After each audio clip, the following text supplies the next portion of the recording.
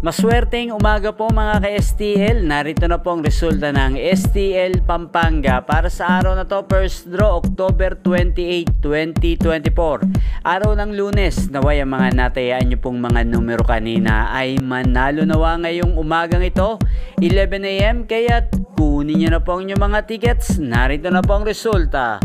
Para po sa STL Pampanga, first draw result 11 AM ang mga numerong nanalo, 29 at 12 in exact order. Sa lahat po ng tumaya kanina para sa first draw ng 29 at 12, congrats po sa inyo, panalo po kayo.